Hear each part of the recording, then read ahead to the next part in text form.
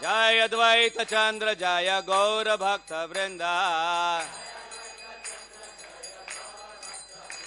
Jaya Dvaita Chandra Jaya Gaura Bhakta Vrinda.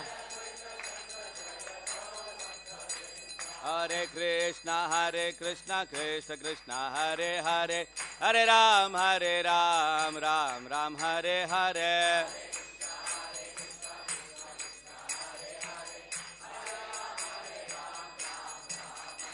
Hare Krishna Krishna Krishna Hare Hare, Hare Ram, Ram Ram Hare Hare.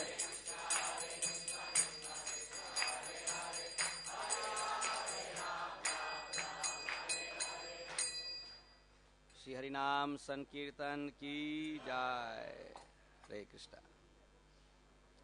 Vanchakalpatra kripa sindhubheva cha patitanam pavanebhyo vaishnavebhyo namo namaha. Hare Krishna.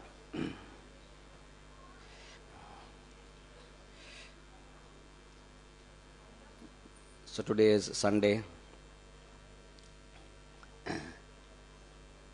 the day when the sun of Krishna's mercy is shining upon the entire universe.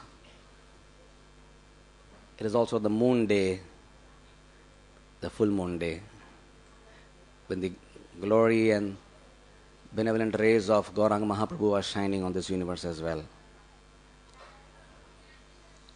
It's a holiday, but as Radhanath Maharaj said, it's a holy day. It's not the holy day, it is the holiest of all days. Not because it is a day of holy, but it is really the holiest of all days, as per the divine words of Vrindavan Das Thakur. My morning was blessed today. I slept on the terrace of the temple, and I deliberately slept in the open sky. I wanted my body to bathe in the rays of the night. And the first darshan I had in the morning was of the beautiful morning sun, moon. It was so divine, looking at the moon. This is the same moon. This is the same moon. This is not a different moon. Which was there on that day also. That is today. Exactly 528 years ago. This is the same moon which was shining in Navadvip and all over the entire universe.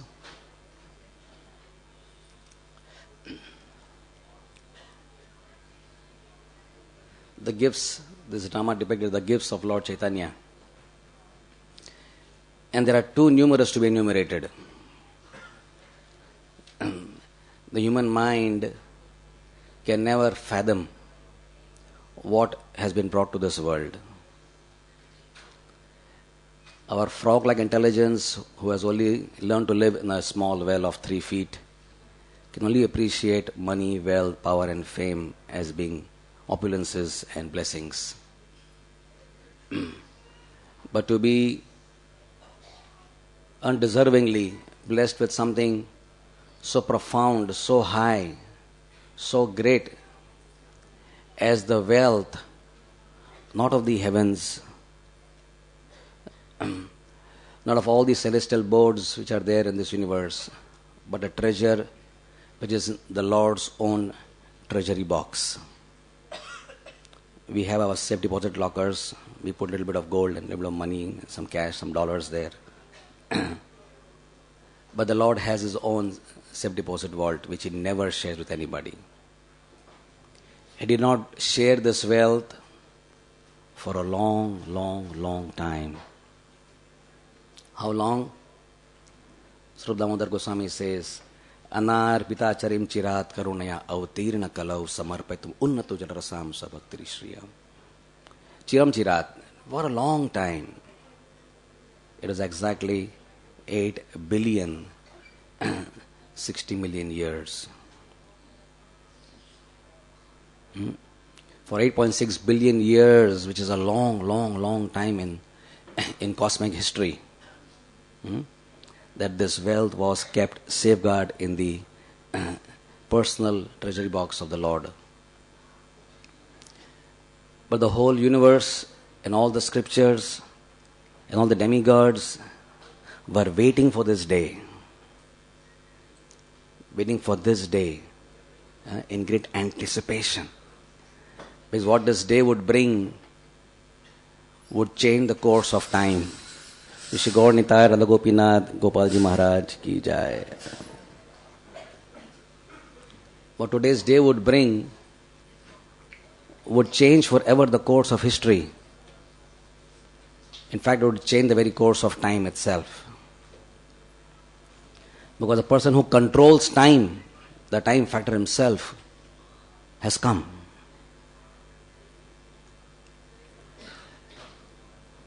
The Ganga descends from the heavens and lands at Gomukh,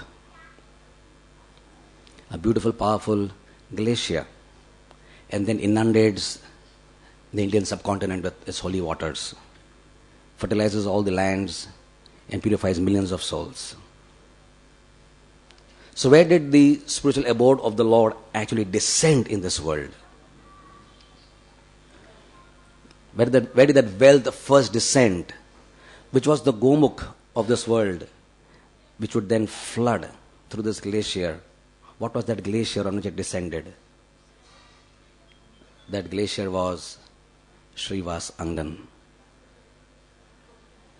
It was this most powerful, otherwise small-looking house. You go today, it is not an impressive structure at all. The cement structure with a few pillars, but a beautiful altar, 3 altars. You enter that road. There cannot be a better road in this world than this road. The same road, beginning with Chandrasekhar Bhavan, Jogopit, Srivasa Angan, Mahabhushandra Mandir, Ganga. This is the most celebrated, most pure of all pures, the road to the spiritual world. This is the road to the spiritual world. So on this road is this very, very holy place of the courtyard of Srivasa Angan, his own home. You enter it gate, go to the right side.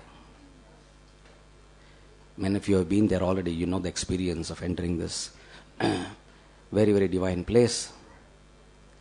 And you will be greeted by 3 beautiful altars. On the first left is the altar of Radha Krishna with Gauranga Mahaprabhu, reminding us that this is the place where Radha Krishna performed their pastimes. This is the Rasa Sthali of Navadvip. In the center you find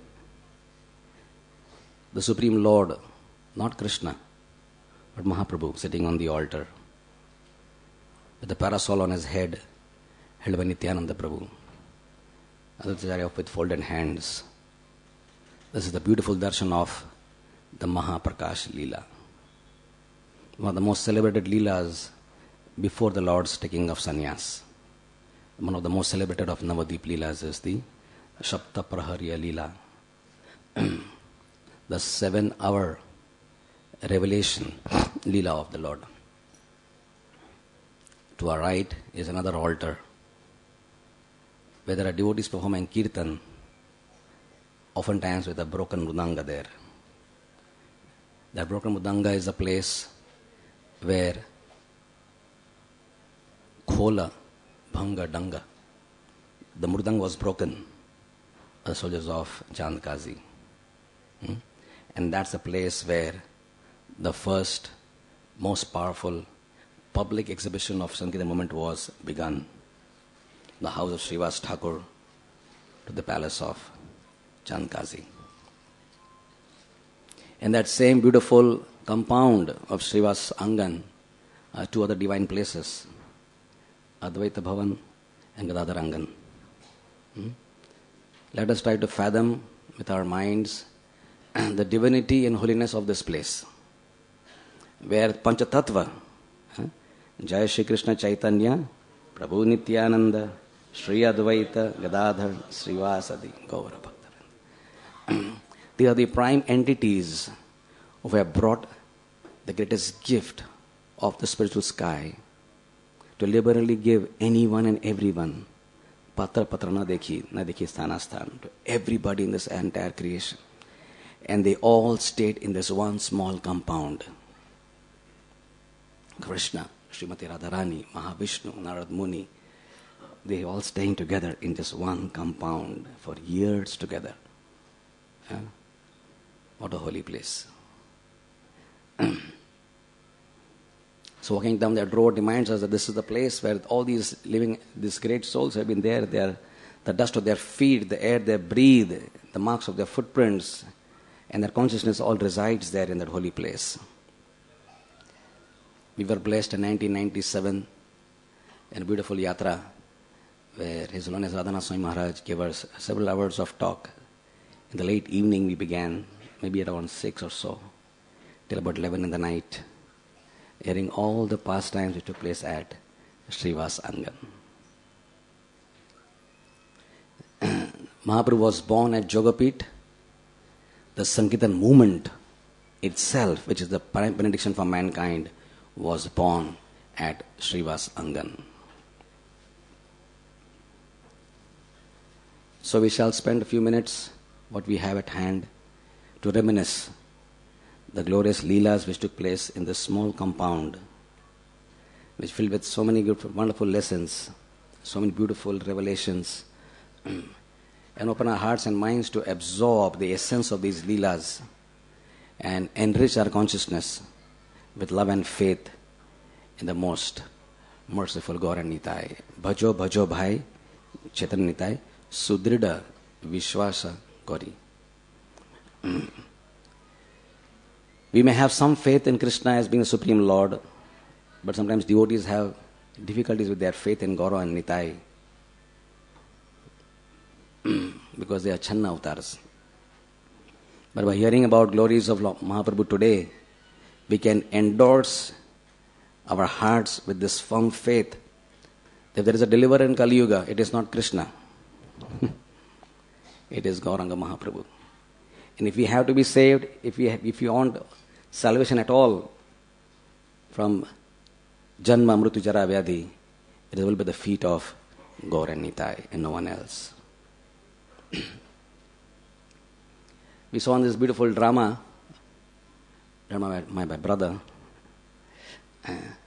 Advaitacharya, about the condition of Navadvip at the time. And it was truly like that, because you can imagine thousands of people are staying in Navadvip, the most opulent city probably in the Indian subcontinent. Very wealthy, rich, aristocratic people, highly cultured, immense knowledge, huge houses, a lot of opulence. Brahma's best created city was Navadvip.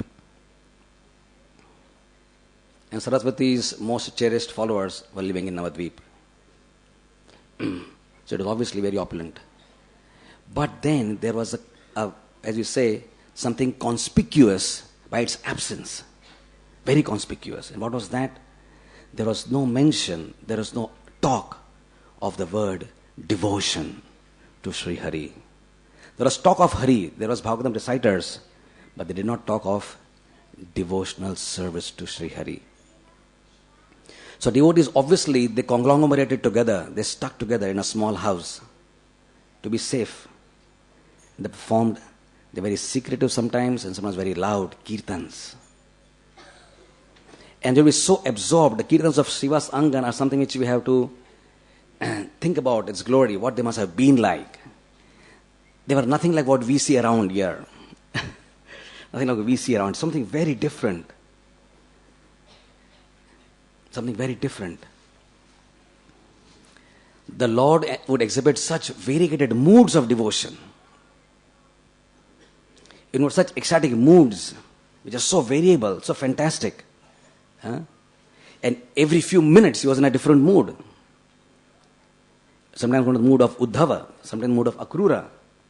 Sometimes it would be like a child, Krishna, crawling on the ground. Sometimes it would be like a gopi, crying incessantly in separation from Sri Krishna. And the way he would dance, like no one can dance. He would dance in such forms which would attract the hearts of all the demigods who would come to see. You'd go into ecstatic forms whereby sometimes for 3-4 hours you just stand in one place like a pillar playing his flute. Or go into a roll like a ball with his head touching his feet and keep in that position for 3 hours. Or his body would stretch into elongated forms which would make devotees very scared. And the way he would cry. We can cry when we are in sorrow, but you cannot even remove 100 ml of water from your eyes practically. But the Lord would create puddles of water. It would be like the Ganga is flowing from his eyes, and his skin would erupt with spurts of Ganges water and sweat immensely. Supernatural activities. At times you would jump in the sky and just fall and make the whole earth shake. He is higher than the heaviest, but he became lighter than the lightest. He would just become so light that devotees would hold him like a swab of cotton and pass him around and take the dust off his feet. That's how light he would become. So in this way, the kirtans are very, very beautiful. And much to the annoyance of the people around. Because then they had to sleep in the night. And the devotees become so oblivious of everything happening here that there would be loud kirtans. And they would come, as you saw here, with very offensive attitudes. And they would bang at the door. One thing they always want to do is that all the windows were shut and the doors were shut. And people would bang. Sometimes there would be thousands of people outside banging on your door. But nobody inside the house heard them. Why? Because they were in the spiritual world. They were absolutely disconnected from any material stimulation of the sensory perception. Completely cut off. And then people would blaspheme, they would talk ill things, and very horrible type of attitudes was there. You would want to destroy Srivasa Thakur's house, and they wanted to call the king, because the king was very powerful, and they were non-Hindu people, so they were really antagonistic, and they thrived on killing Muslims and torturing them. So in this great fear, Srivasa Thakur was one day worshipping Nrsingadev, because Nrsingadev is our special Lord, whom we invoke his blessings when we are in fear, right? That is the Lord's potency for fear protection. And then the Lord he was outside on the Ganges and said, I am he, I am he! And he got in that mood of Nrsingadev. And he rushed to the house of Srivasa Thakur and said, I am he, I am he! I am the Lord you worship. Srivas, offer me prayers. And the Lord was in the mood of Nrsingadev. Powerful. And said, the same Krishna you worship, I am that Nrsingadev. And he said, the king, because there are a lot of rumor of the king coming. He said, if the king wants to come here, let him come. But he cannot come here unless I give him the power to come here. I'll go to the king and I'll tell their mullahs and all their padris and all their qazis to come and say, call all your animals, your birds, your beasts, and everybody else, and recite from his scriptures and make them chant and dance in love of God. And they will be a big failure. Then I will make them chant. And they'll become mad in ecstasy. The king will roll in ecstasy himself. And Srivas, if you don't believe this, I will show you a proof. A small girl was there, the niece of Srivasa Thakur, Narayani. He said, Narayani, sing and dance and cry in ecstasy of love of God. And the small little girl, 4 years, just erupted. Mystical syringes of tears started pouring out of her eyes, and she started shaking. She started saying, Krishna, Krishna, Krishna, Krishna. She went to complete a fit of ecstasy. This young child, Narayani, was so blessed to be in that group of esoteric devotees. And Mahaprabhu loved her because she was Thakur's niece. The Lord would take Mahaprasad from his own mouth and put it in her mouth. We feed the Lord. The Lord is feeding his devotee. And from that womb which digested that food came out the great soul, Vrindavan Das Thakur, who gave us the Chaitanya Bhagavat. The kirtans would be so attractive, people wanted to come in. It was like, they would call in modern language, the happening place. Everyone wanted to come in because they knew something very wonderful is happening there. Of course, the blasphemers, because they couldn't go there, they said, oh, there are a lot of girls there and they're doing all sorts of, various sensual things happening there. They would really have some crazy ideas about the whole thing because they couldn't go in. But there was a Brahmin who was a milk-drinking Brahmin. That's what he's famous as. His name is not given, but he's called as a milk-drinking Brahmin. For his whole life, this ascetic person had never tasted any food. Milk is a complete food, Ayurvedically. This is true. And all the proteins and carbohydrates and everything is there. So he would just survive on taking milk every day. He said, he begged Srivasa, please let me in. I want to see the dance of Gauranga Mahaprabhu. He was so genuinely asking and begging. Srivasa would ultimately said, okay, you can come in. So you get a special pass for entering. If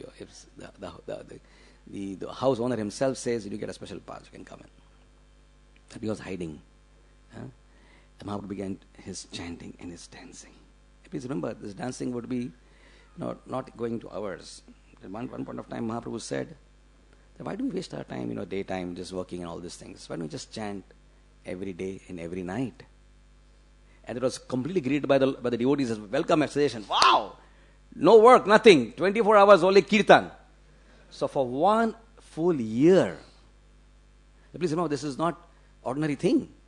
1 full year, they just had kirtan. Now we have kirtan for 15-20 minutes, we say, kabhi band hoga, right? I don't go for the next program. 1 hour, 1 year. And it is not 1 year.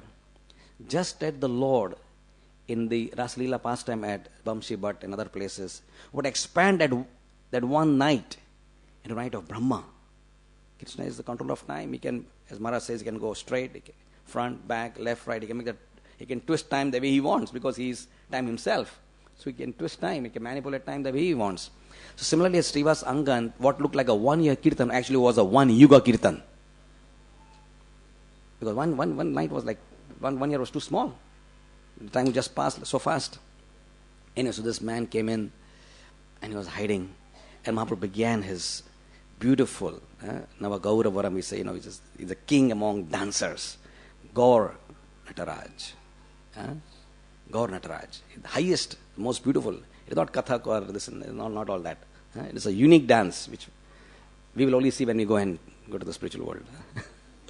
Gaura Nataraj, the way he dances. And he began his dance and he just abruptly stopped. He said, anybody in the house who's not supposed to be here? Srivasa Thakur immediately apologizes. Mahaprabhu, there are no sinners here.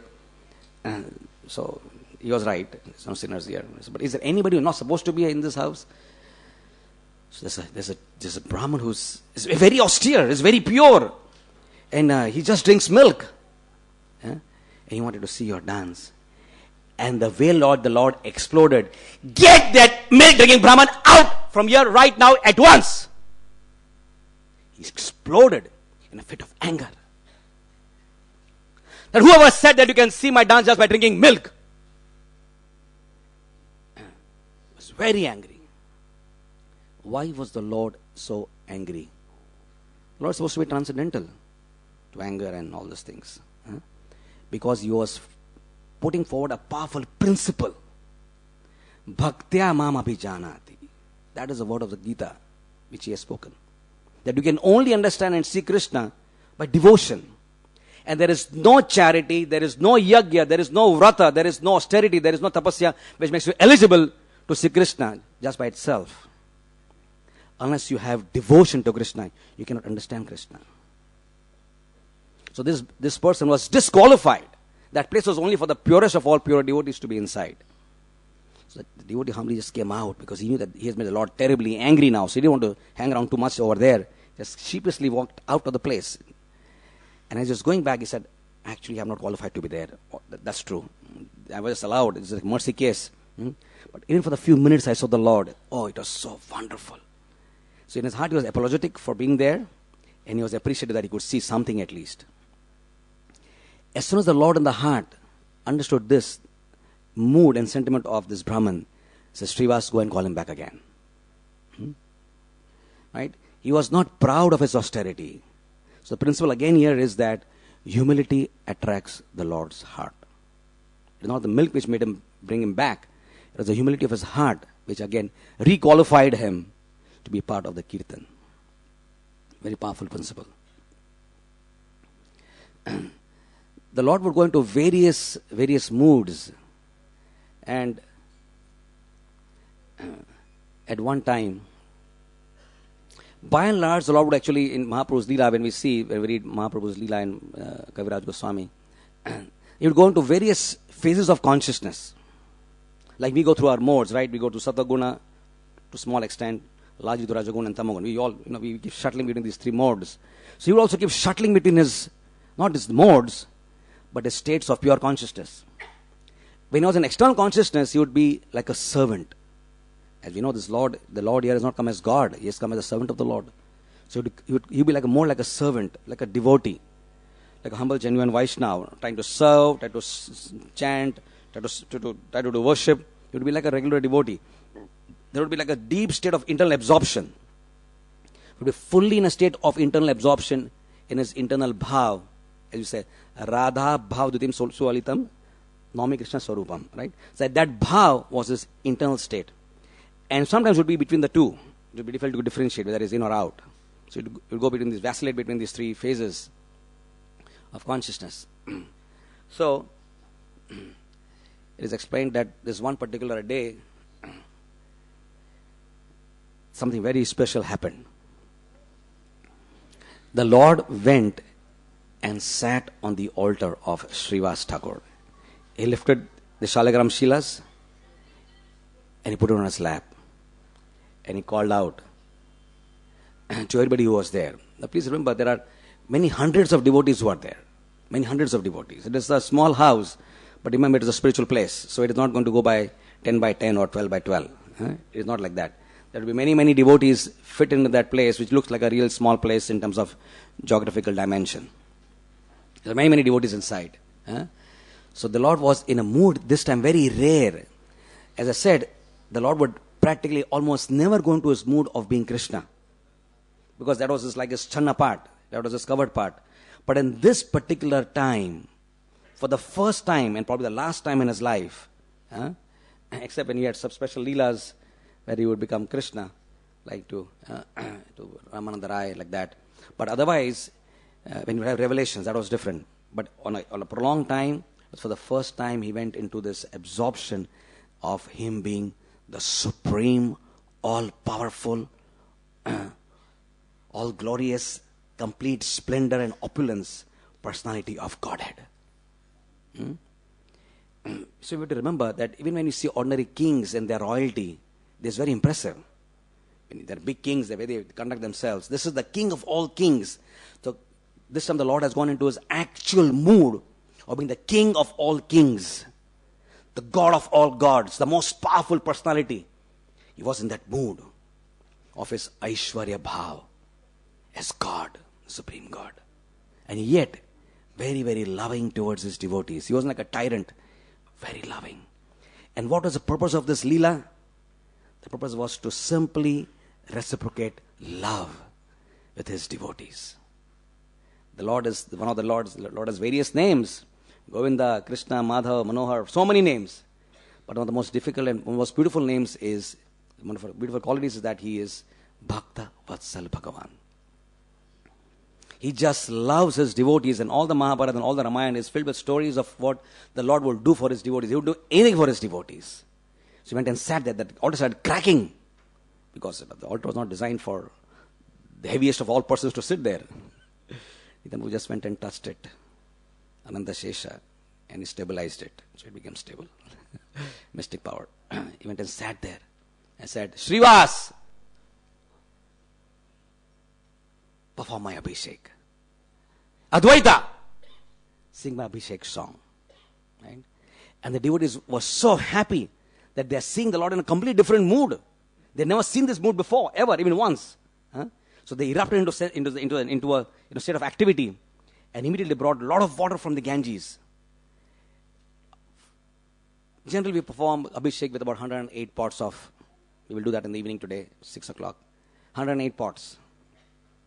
But this time there were thousands of pots of pure Ganga water Abhishek of the Lord. And every devotee was involved. There was a big line from Ganga back to to this, as we know, Jhanavi Tata Vane. This is Jhanavi Tata. So we are very close to the Ganga. So there's a big line of devotees just offering pot after pot of Ganga water. And Mahaprabhu's devotees were very expert at mantra chanting. They're highly learned people.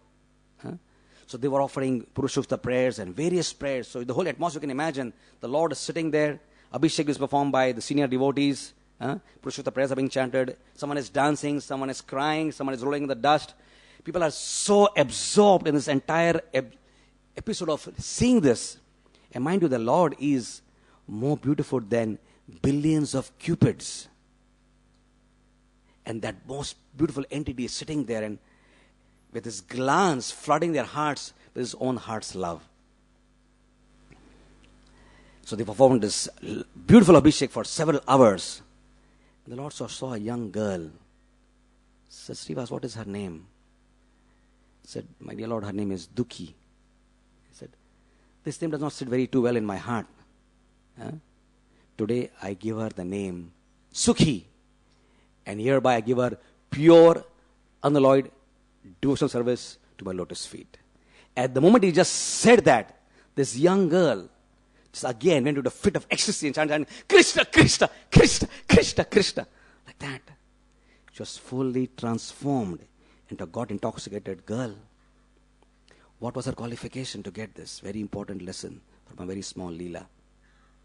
This girl was not offering Abhishek herself. She was nowhere even in that arena of that circle. She was in the neighboring room just collecting all the pots which were being brought by the Vaishnavas, arranging them in a particular line so that it's easier for them to fetch and go back and forth. She was only assisting the Vaishnavas in doing Abhishek. And this was her qualification. So even though the Lord was seeing the devotees who were very close to him physically, his eyes were transformed to a person who was rather far. The Lord sees first those devotees who are behind. Not the frontline devotees. He sees those who are in the mood of servant of the servant. They are the ones who get the eyesight of the Lord, the glance first. That should be our mood. We would not look to be in the front, seen as doing things, but remain behind and yet serve the instructions of our spiritual master. As Saraswati Thakur said, don't try to see Krishna, but try to serve. This is the principle debated in the story of Dukhi, who became the supreme Sukhi. As this thing is going on, the Lord starts saying, I'm hungry, bring me food. The Lord is now in a mood of being the enjoyer. The bona fide. There's only one enjoyer. Ekala Ishvara Arasabha. So only one person can enjoy bona fidely. We can also enjoy unbona fidely. It's not our nature, it's against our nature. But it is actually his constitutional nature to enjoy the gifts of his devotees. So he said, bring me food. So they brought so much of milk and yogurt and sweets and bananas and sugar candy and sandesh. There were basketfuls of all this. Obviously it's not there in Srivasa Thakur's house. He was a non-working grihastha. But from the neighboring houses, as soon as the devotees got to know that something here is happening, they went to all distant villages. They started purchasing a lot of saman, right? And bringing it in great hurry, offered to the Lord. And the Lord was eating. In few seconds, he had what 300 people can eat. Just eating. This is the Lord's Govardhan Leela. Anyor, with two hands, he's just devouring all the... He loves to eat the offerings of his devotees. This is Krishna's quality. He will not take from Duridhanaka, Bhoga, na khaiyo. Lukho shaka, aise prema pujari radhe shama shama shama. Right?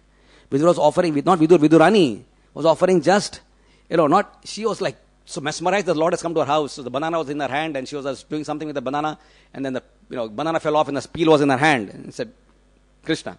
And Krishna was eating the peel. Looking at Vidurani's love within her heart. Right? So in this way, he is not impressed by food. Like we would be impressed when you see a big banquet, oh wow, nice prasad.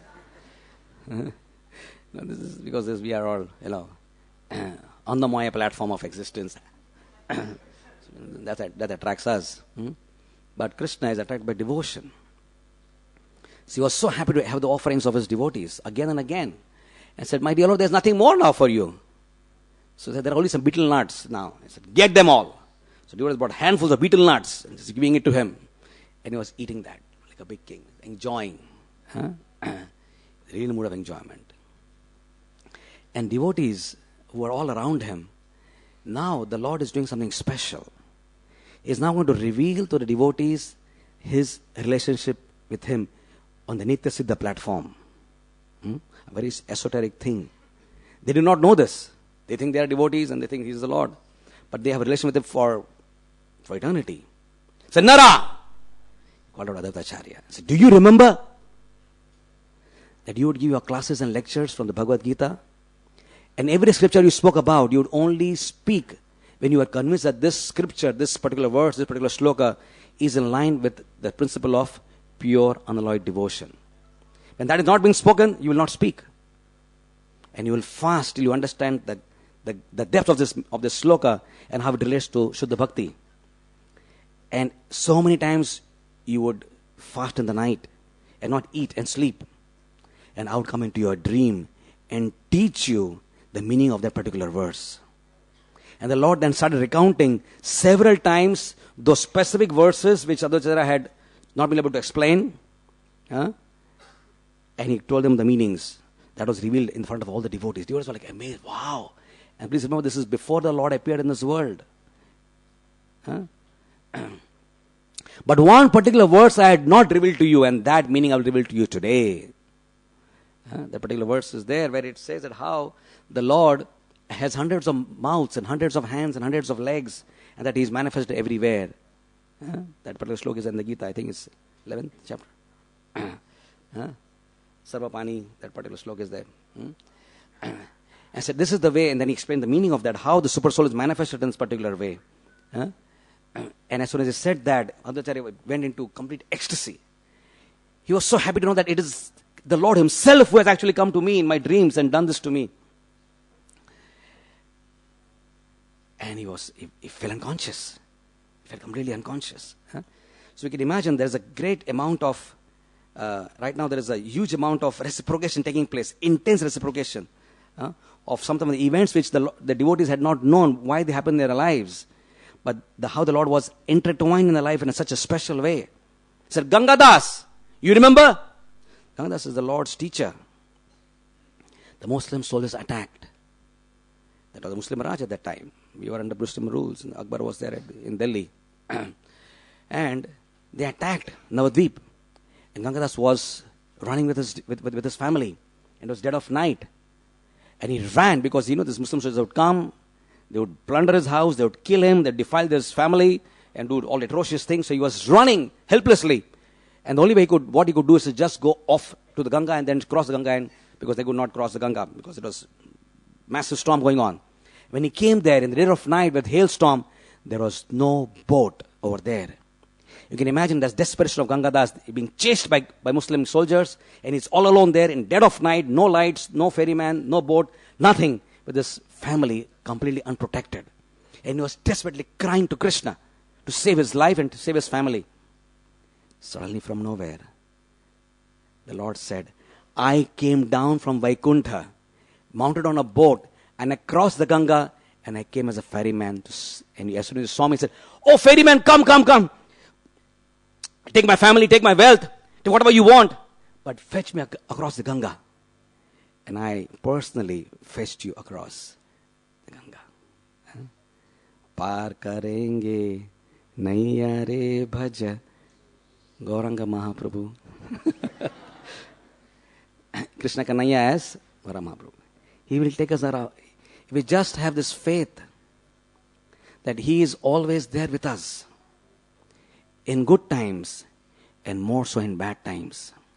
We only turn to him with faith. As his Leelas indicate, he will never, it is his promise. It is his open promise. Kaunte pradijanehi name bhakta. That is his promise for all times to come. And Krishna never breaks his promise. If we can only turn to him, and we all will go through difficult times in our life, probably we are going through them right now also. But we turn to him in helplessness. there will always be a solution which we cannot even imagine. There will be a great solution. It will be there. The unseen hand of Krishna will work in our lives. And as soon as Gangadas came to know that it was Krishna who, can you imagine this happening to in our life, that the person who came as a boatman was my Lord. He was Krishna. And he came to me personally. Not through his energies. His energies are there, but they are there for governing the material world. But when it comes to Krishna's devotees having trouble, Krishna comes himself. The Vaikuntha comes himself to save one single devotee. One elephant is crying in Trikuta mountain, and the Lord from Vaikuntha comes to save that one insignificant elephant, because he offered him one lotus flower with devotion. This is Krishna. He is supreme. Prabhupada said, personality. He is a supreme person. And he's so personal with his devotees, because he's a supreme person. Therefore, he's a supreme, very, very personal. You can imagine Gangadas Pandit's heart, and he was so much overwhelmed with love. He said, oh my Lord, how can I even repay you this, what you have done for me? And he told some devotee, you remember when you had fever? I came as a physician to take down your fever. He's telling all the wonderful things to the devotees. And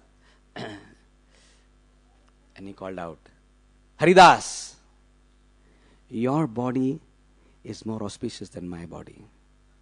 Your birth is higher than my birth. And I said, talking about Haridas Thakur's life.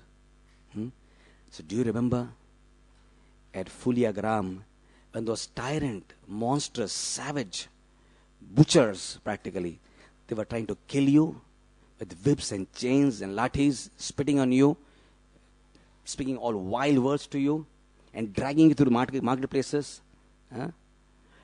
Immediately I released my chakra from Vaikuntha. And chakra came, I was about to sever the heads of these rascals. But in your heart, you are only their well-wisher.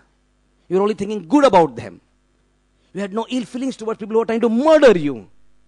And that compassionate heart of yours made my chakra completely diffused off.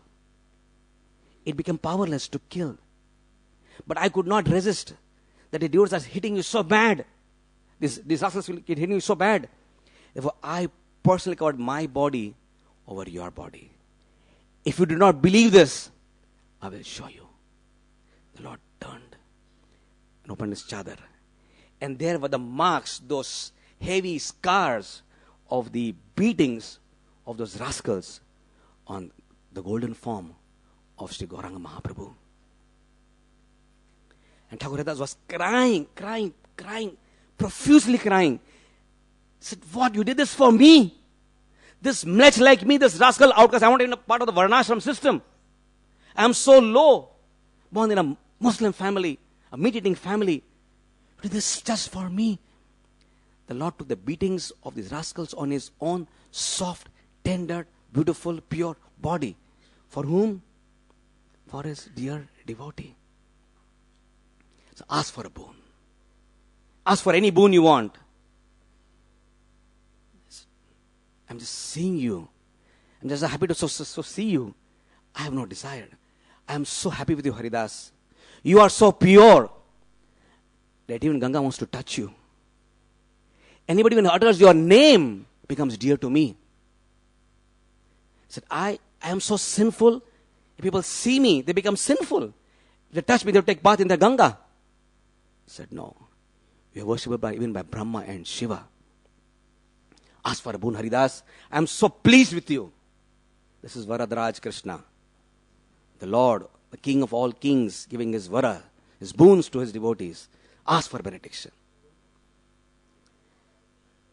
If you so desire, I have one desire. What is your desire? I will do anything for you. The Lord had been assisted by Haridas Thakur in such a wonderful way. What Haridas Thakur had not done for the Lord? He had converted thousands upon millions of people, conditioned souls, to the path of Shuddha Bhakti, giving them the immortal gift of Harinam. How much the Lord is pleased. As we know, Gita and Krishna has said this, that will never be more pleased in the past, present, or future than with the person who actually preaches my glories to other people. So in this regard, who can parallel the achievements of Thakur Haridas? How much he must be dear to him?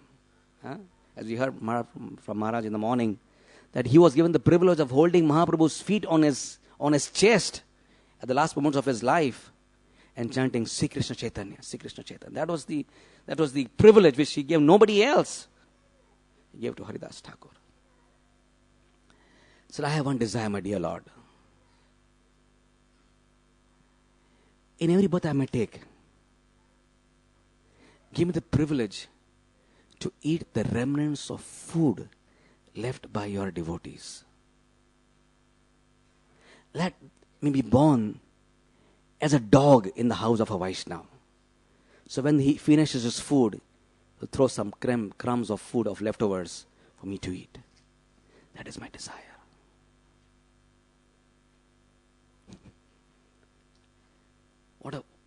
What a boon to ask. It can never fit into our mortal brains. Is this a boon to ask? Eat the juta of somebody else? Is this the highest achievement of life? But this is the unparalleled heart of a pure devotee of the Lord. And what he values in his life is Vaishnava Sangha. And he shows his value of Vaishnava Sangha by eating the remnants of their food. That's how he values the food they have eaten. That's how they worship the Vaishnavas. Eating of remnants of the devotee is a modality of worshipping. It's the puja of a Vaishnava. I always think that I am a very important person. I always think that I am a very exalted person. And this is not fitting properly into my consciousness. Please see that this state of consciousness is eliminated. And then in every life that I may take, I should be able to remember you, my dear Lord. Because what is the power of remembrance to you? Prahlad was being attacked so much by these demoniac followers of Hiranyakashipu, with spears, with lances, with poisonous cobras and mad intoxicated elephants. In every state he was put to near that experience, he was simply remembering you. And through remembrance, he was saved. The Pandavas were sitting in the forest of Kamyavan alone. And that time, Durvasa came with 60,000 of his disciples who were all hungry, meant to be fed. Hungry people like that are very difficult to feed. You go to, in our house, you just call 5 people who are, uninformed. And how difficult it becomes for you. Your fridge is having just 2 bananas and half a kilo of laddu, some potatoes or something. How do you feed 5 people? 60,000 people. And Yudhishthira Maharaj remembered Krishna, utter helplessness, because he wanted to feed. He was not scared of the curse of Durvasa. That's not his fear. He was filled that he would not be able to do his duty of feeding the Athithis who are coming to his house. That was his fear. And Krishna came. And Draupadi had already eaten her food. So the patra was now ordinary, just a ordinary pot. A small grain of vegetable was there. One small grain. And they started burping loudly. They had eaten full stomachs and they all ran away. This is the power of remembering Krishna. But I am so fallen, Thakur Haridas said, that I cannot remember you. Please bless me that I can remember you. Thakur Haridas is praying, he can't remember Krishna. He's standing 192 rounds of Krishna.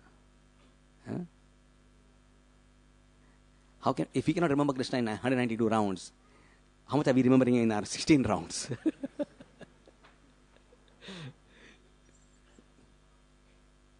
Ridiculous. In this way, he was glorifying the power of remembering Krishna. Ajamil was so sinful, he said. There's nobody more sinful than him in those days. But in the end, he just remembered not you, he remembered your name, in the form of his son's name. And that remembrance saved him. And Vishnudas came and took him back to Godhead. It's the power of someone who remembers you. This is the goal of our life, dear friends. Satatam smartave Vishnu, vismartavana jatuchit. Every vidhi, every nisheda, every activity we do, whether it's Ekadashi or this vrata or whatever else we do, the only singular purpose of our life through all these rituals, all our temple programs, all our yatras, all our readings of scripture, all our services to the deities, there's only one singular purpose, is to always remember Krishna with love and to never forget Krishna. And today is that day, Gaura Purnima day, when we can really deeply remember Krishna. We remember Krishna in a very casual way, most of the time. But today we can pray, we can remember Krishna with great depth, with great feeling. With the folded hands in front of Radha Gopinath and Gaura Nitai, we can pray with deep feeling, begging for the Lord's glance to fall upon us as it was glancing on all the devotees at the time.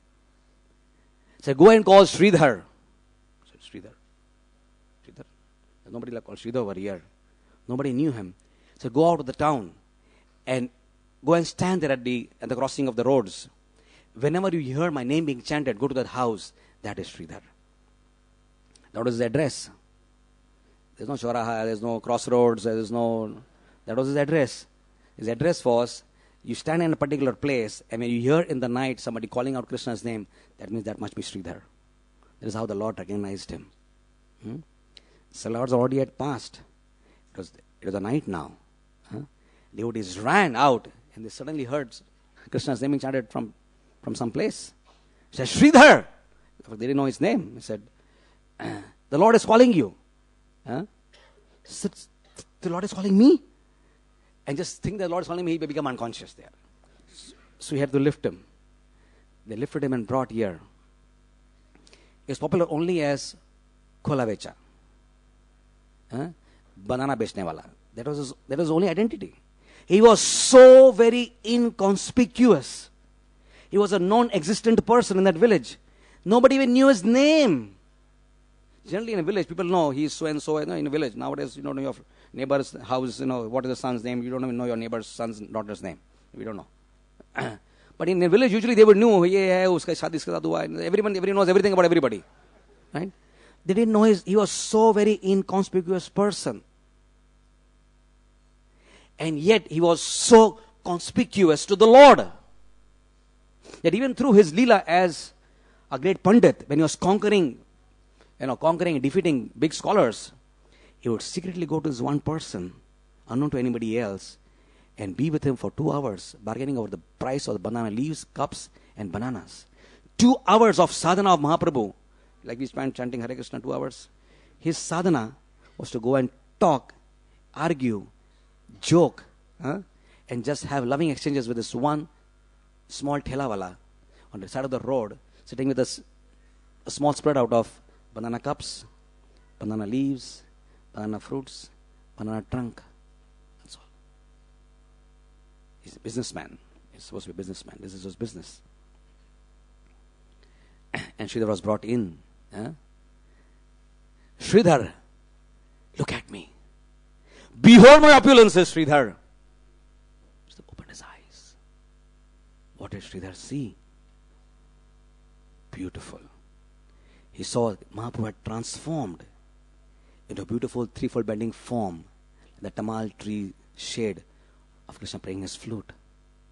Next to him was Balaramji Maharaj. Dauji was standing next to him. And then he saw Narad Muni, Shukdev Goswami. He saw Brahma, he saw Shiva, he saw Shesha covering the hoods of the Lord. And saw so many gods and goddesses, demigods offering prayers to him. Said, behold my opulence. Sridhar, offer me prayers. Offer me prayers? He was a totally illiterate person. He could not say anything. He was just, my dear Lord, what can I say? How can I glorify you? Saraswati, Mother Saraswati, detecting the devotion of Sridhar, which has to be now articulated in a particular form, entered his tongue and fulfilled the Lord's desire. And the Lord started speaking through Sridhar. Eloquent prayers started flowing out like Mother Ganga. Those prayers are given in the Chaitanya Bhagavat. Beautiful prayers. The Lord was completely satisfied. Please remember, the Lord loves to hear loving prayers of his devotees. Anything that the devotees give him, he loves. Whether a tulsi leaf, or a prayer, or a banana, or even an arrow shot with anger like Bhishma Dev. Anything from the devotees is welcome for the Lord. That's how he loves his devotees. There cannot be a better lover Then the Lord we worship, Shri Radha and Gopinath. Sridhar, I want to give you some boon. Ask for a boon. Well, you're satisfied with the prayer, so you have to give something in return now. You take something, the Lord has to always reciprocate. Ask for a boon. He said, my dear Lord, I'm just seeing you and beholding your opulences. Because for him it was a big revelation. He did not know that this small Nimai, this boy of 16 years old, was coming to his dukan to just bar. He did not know that this is the supreme personality of Godhead. He was completely unaware of this, and when he saw this, he was zapped. He said, seeing you, my dear Lord, all my desires are fulfilled. What can I ask? Sridhar, right now I give you the 8 mystic perfections. They are yours. They are in your grip. What will I do with them? They're simply a disturbance, my dear Lord. I'll make you a king. I'll give you land. I'll give you a planet. I'll make you Indra. My dear Lord, I do not know all these things. He was in a mood of rejection. He's rejecting all the boons of the Lord. I will take you to Vaikuntha right now.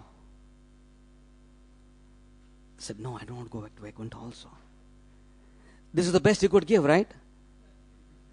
This is the best the Lord could give.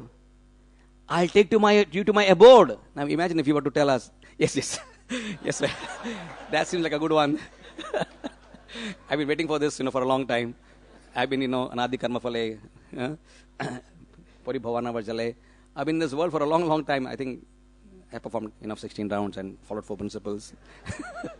And I've served you a little bit here and there, college preaching, something here and then, book distribution. I've done a little bit here and there. If you can take me. He was saying, no, I don't want to come with you. And this made the Lord very desperate. What do you want, Sridhar? Ask something of me. He said, I don't want anything. Please ask. The Lord was becoming very, very despondent that he is not able to give something to his dear devotee. He said, ask something. If you want me to ask, this is my desire.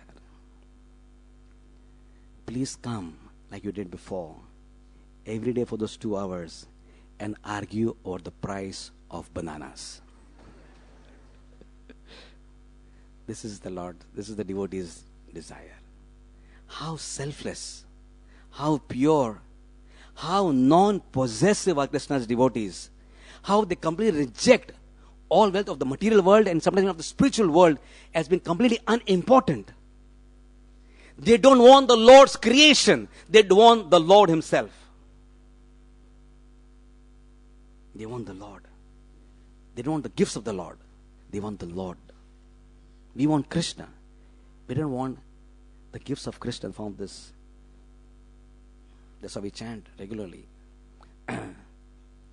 We were at Kumbh Mela last year and said, Radhanath Maharaj, we said, Maharaj, what should we pray? We are really about to go and it's Kumbh Mela. And your hearts are like, I want to go and bathe in that particular, what is that? Murat. So, Maharaj, what should we pray? This is the same prayer which we have heard many times. Nothing new. This is the only singular, most important prayer of a devotee is this. What is that? Na dhanam, na janam, na sundarim, kavitam va jagadisha kamaye, mama janmani janmaneshware, bhavatat bhakti rahe tuki tvai. There is no higher prayer of a practicing devotee than this.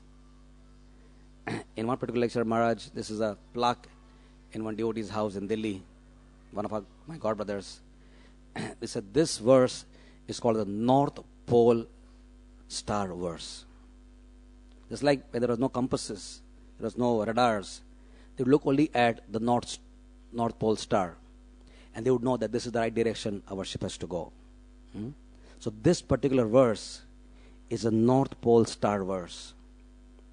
If our hearts through our sadhana bhakti is bringing us more and more closer towards this aspiration that we do not want wealth of this world, we do want the association of the opposite sex, that we do not want the fame and glory of this world. If this is what our heart is actually growing into, then our bhakti is maturing in the right direction. But if the other thing is happening if those desires are getting overwhelmed and growing stronger, then we are probably short of something happening in our lives. Maybe we're offending Vaishnavas or something which is lacking. But this is the North Pole Star verse which should guide our life through all our sadhana bhakti. That we do not want anything of this world. We want bhavatat bhaktir ahetuki tvai. We want unalloyed devotion to Krishna. In this way, the great exchange of love between Sridhar and Krishna and Mahaprabhu was taking place. And the Lord called Murari. He said, Murari, come, behold my opulences. And Murari came. He came forward. And the Lord transformed. Please remember, in the small house, all these diverse, various, dynamic forms of the Lord are being manifested. That place is so pure. You can imagine, Ayodhya came there, Vaikuntha came there. In the small house, that small altar, the Lord was showing such fantastic things which He never showed before. And when I saw the Lord, He was transformed like the color of the Durva grass. And He was sitting in Virasan, the bow in His hand, as Lord Ramachandra. And Nityananda Prabhu had transformed into Lakshmanji. And on his left side was Mother Sita. He said, behold Murarigu. I'm the same Lord. He said, reminding him of the past. He said, and you, my dear devotee, you are Hanuman. And he saw, looked at himself and he saw that he had small tail. He said, Murari. He said, glorifying, he said, remember, see this. This is Lakshman. You fetched from the Gandhamandar mountain. This is a special herb to revive Lakshman. And this is Mother Sita.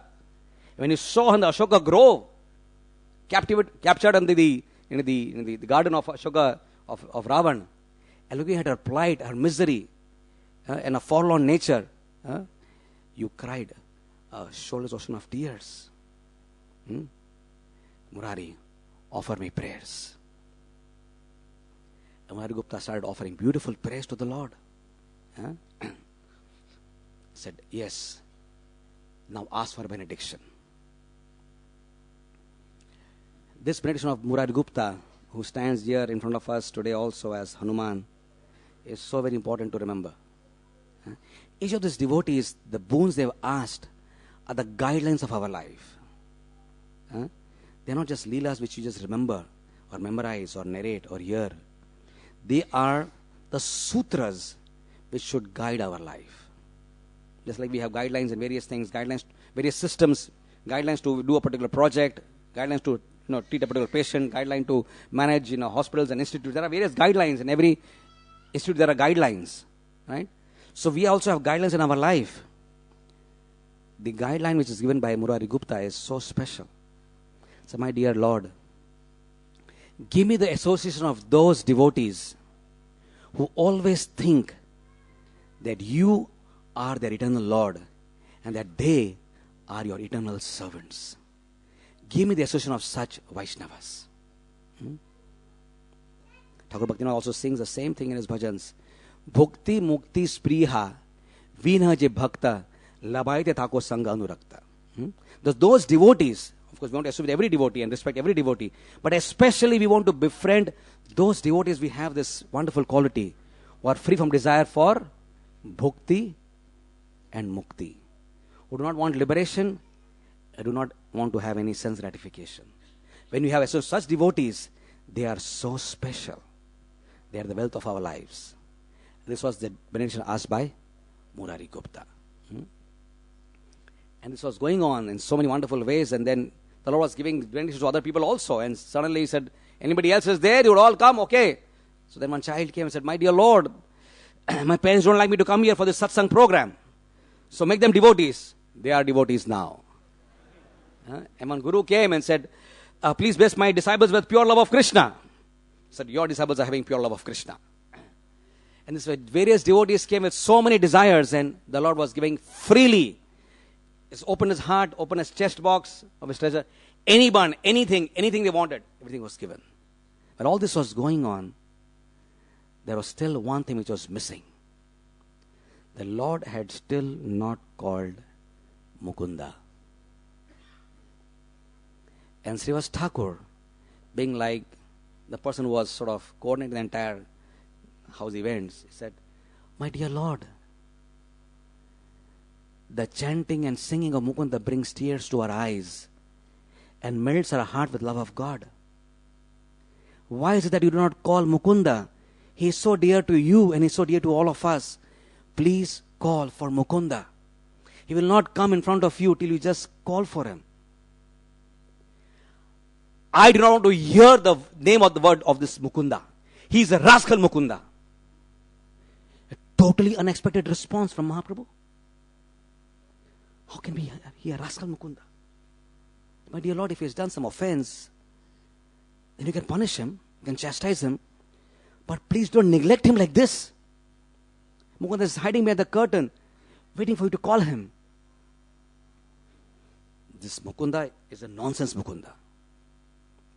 When he comes with the devotees, he has straw of grass between his teeth. Comes in very great humility and sings nice songs and sings kirtan with the Vaishnavas.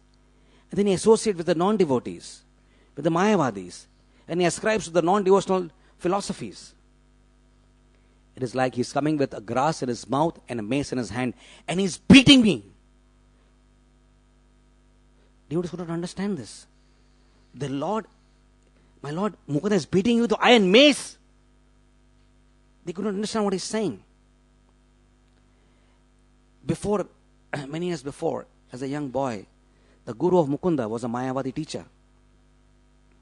And he was in a mood of submission, hearing and learning the philosophy from the Mayavadi teacher. And that's when he had associated with Mayavadi. The Lord had picked up that past memory and brought it to notice. To make the strong point how dangerous it is to associate with the Mayavadis. But the Mayavadi philosophy teaches, wrongly teaches in fact, not teaches but wrongly teaches, that the Lord is Maya. The Lord's Leela is Maya. His form is Maya. His pastimes are Maya. His abode is Maya. His holy name is Maya.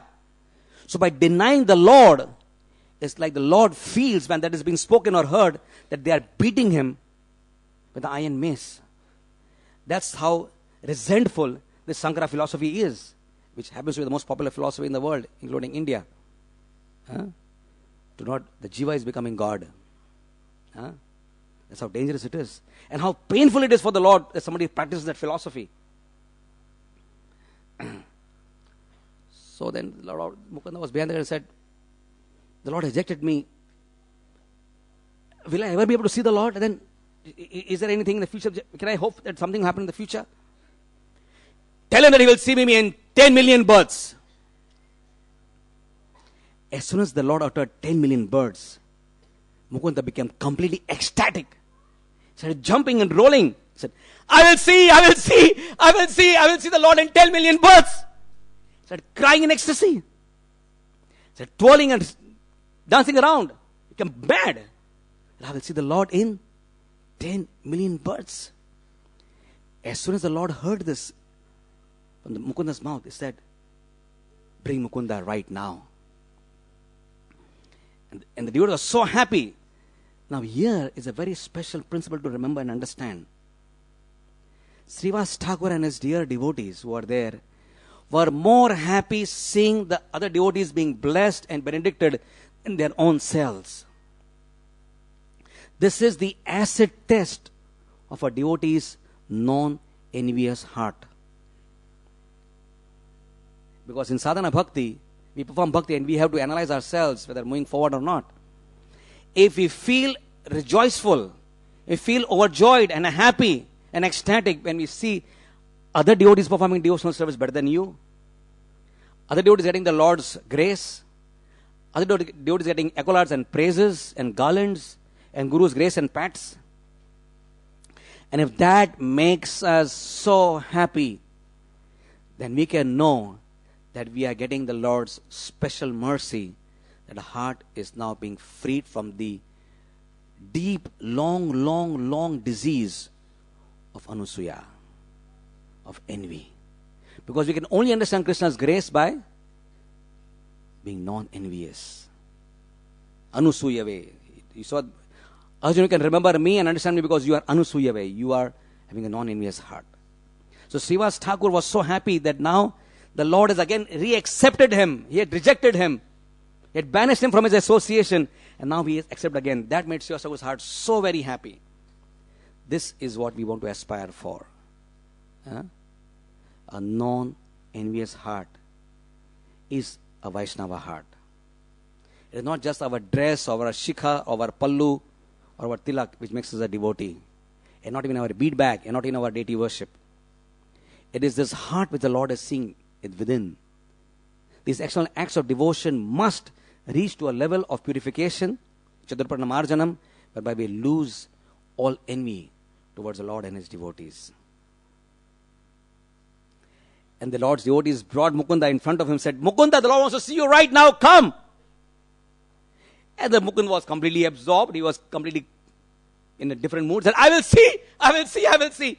He was not at all even registering what the Lord was saying. Said, he wants to see you right now, come! And brought Mukunda in front of him. He became unconscious. He fainted. In Mahaprabhu's Leela, people keep fainting a lot. You've seen? That means, I don't know why they faint so much. But I guess that they are, of course, they are spiritual bodies, so I can think like medical terms. But it's just that when you have a high voltage current going through your body, you touch, to 4,000 volts, what happens? You just get jolted. So you're in touch with the Lord, who is the source of the Brahma Jyoti. Not high voltage. He is Brahma Jyoti himself. Swayam Prakash Krishna. A small portion of the Lord's Brahma Jyoti comes in this world as the sun. The sun is a small molecule of the Brahma Jyoti shining in material world. And that small molecule is illuminating the entire universe. Imagine.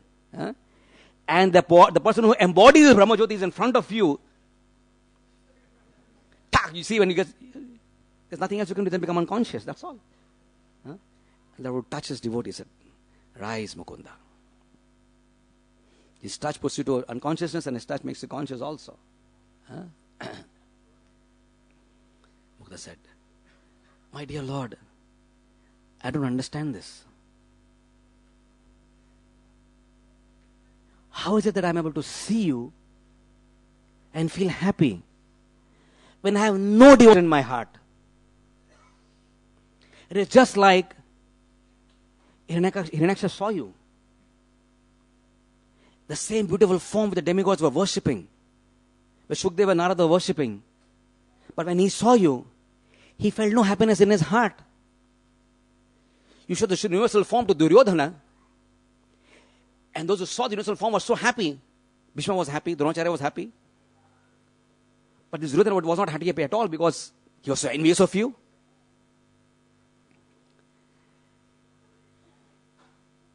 In Mathura, in Vrindavan, those Yajnapanthis saw you. Because their devotion, they were so happy to see you. But when you were in Mathura, when Kamsa saw you, the same form which showed the Yajnapatnis, the Brijvasis, the same form went to Mathura. But when Chandra Mustika saw you, when Kamsa saw you, they did not feel happy. My heart is just the same. I have no devotion. What surprises me is that I am still feeling so happy to see you. This is the glorification of Mukunda. So, my dear Mukunda, actually you have no offense whatsoever. The moment you had this faith that you will see me in 10 million birds, the moment you said that word, all whatever insignificant offense was there was immediately wiped out and went far away. In fact, you have no offenses. When you sing Mukunda, I manifest on your tongue. It is I who give the potency to sing which melts the devotees' hearts. You are my eternal associate. Whenever I come to this material world, you are my constant singer. It is Mukunda's glory that when he sings, and he would sing at Srivasa Angan so much. So we can even imagine what might be the type of singing of Mukunda. When he would sing, every devotee was crying Premashru. We sing Sisastakam, Nayanam Galadashtu Dharaya. Every devotee was crying in ecstasy of love. Mukunda would sing. That was a pure, offenseless chanting of Mukunda. And the Lord was so happy to behold him. In this way, this whole Leela of the Sapta Praharya Leela was going on wonderfully. One day, we will end now very soon. The house of Srivasa, very wonderful Leela took place. The Kirtan was going on as usual, with deep emotions being erupting from Mahaprabhu's heart. His body would go into horripilation. The ladies would be ululating. You know what is ululating? These Bengalis, they have this, they do. They were ululating. And he was so absorbed in the Lord's Kirtan.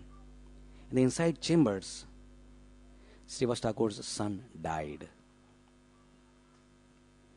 There was sorrow in the house. The ladies started crying, weeping. This untimely apparent death of this wonderful child of Srivasa Thakur.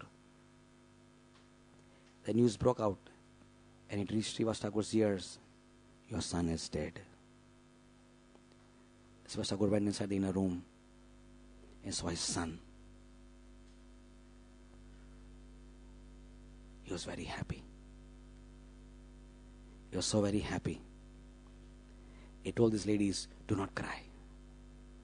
Do not cry, for your crying will disturb the ecstasy of the Lord. If in any way you have to cry, then cry softly. And if you cry and wail loudly and it disturbs the Lord's Kirtan, it will disturb me so badly that I will go and perform suicide in the Ganga.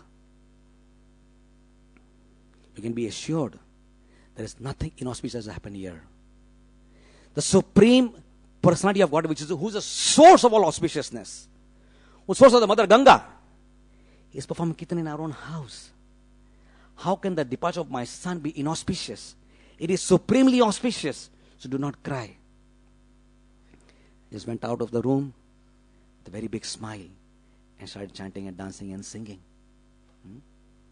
Many hours passed, and then Mahaprabhu said, is some sorrow in this house? I feel not the same ecstasy as I was feeling. Is something inauspicious happening over here? The Lord, Srivasa Thakur immediately replied, my dear Lord, when you are there in my house, how can anything bad happen here? And somebody came to the Lord and said, Srivasa Thakur's son has died. Oh, Srivasa's son has died? When did it happen? It happened 7.5 hours ago. So why did no one tell me? So they went inside. And went inside. Said, oh child, you have left this world? Mahaprabhu touched his hand to his chest. Child immediately got up. Rose from the dead. Everyone was amazed to see the child was just dead. Long ago, 7.5 ago, his corpse was lying there, lifeless, motionless. Breathing again. He began talking. So, my dear Lord, obeisance unto you. Your desire in this world is supreme. There's nothing more powerful in this world than your desire. It is by your desire that I was blessed to be born in the house of my father Srivasa Thakur and mother Malini. It is by your desire that I stayed and grew in this house and could behold and participate in your beautiful kirtans. It is by your desire that I'm now going to my next destination. My dear Lord, I'm just so grateful. Please bless me and give me permission to move on to the place where you desire me to go. Saying these few words of deep philosophy and realization, the Lord again slept, became motionless. All the people were satisfied and pacified that this child has gone, but they lost desire. And there was nothing to really worry about. But there was a great disturbance in the heart of Gauranga Mahaprabhu. He was terribly disturbed.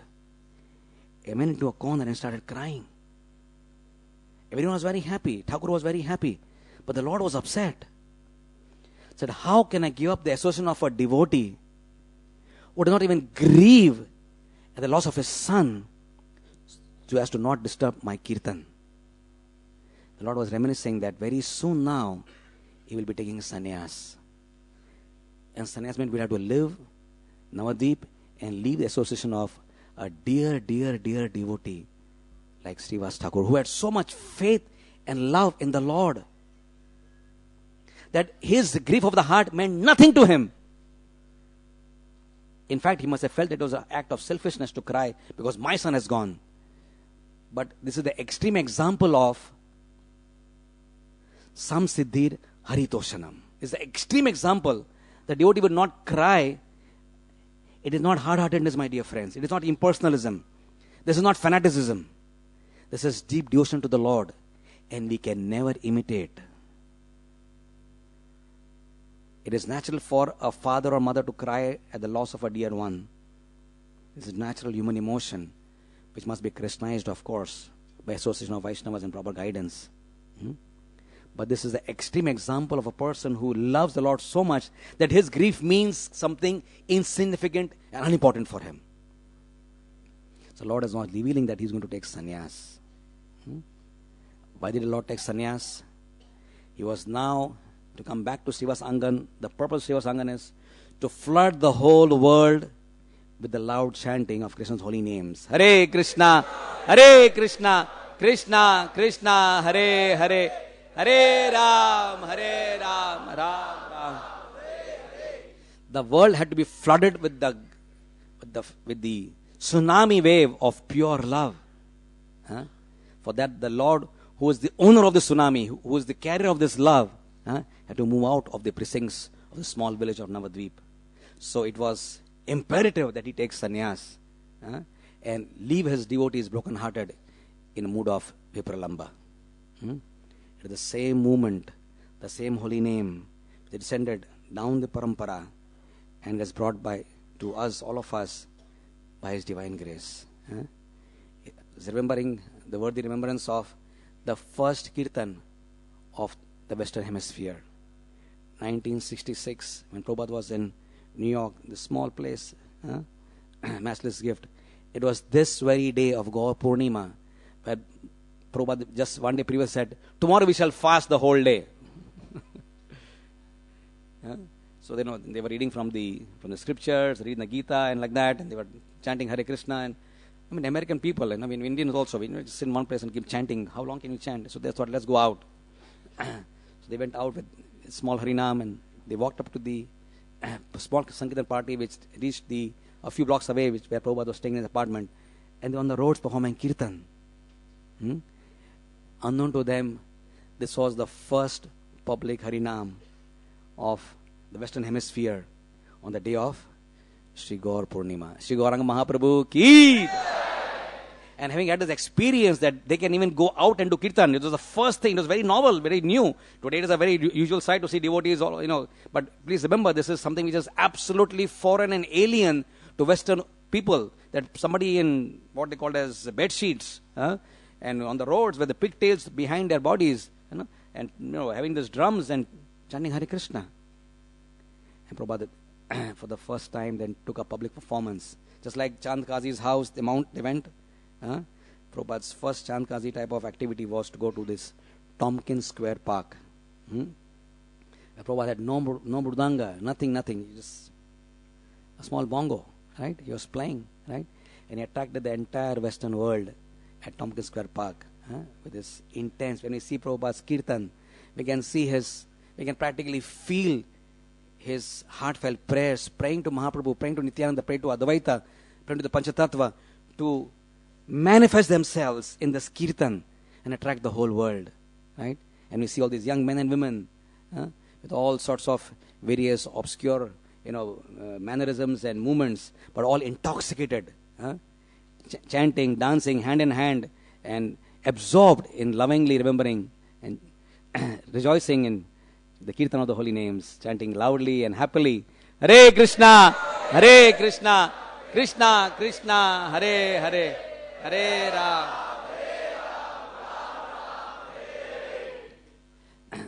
So let us in a very prayerful heart hope that this very holy place, Srivasa Angan, which is the hub of the universe practically, of the spiritual world, the Gomukh of the birthplace of the Sankirtan movement, that we can have this understanding, we can have our hearts receptive to practice a lifestyle where we can all, Sankirtan means to serve, to glorify the Lord together.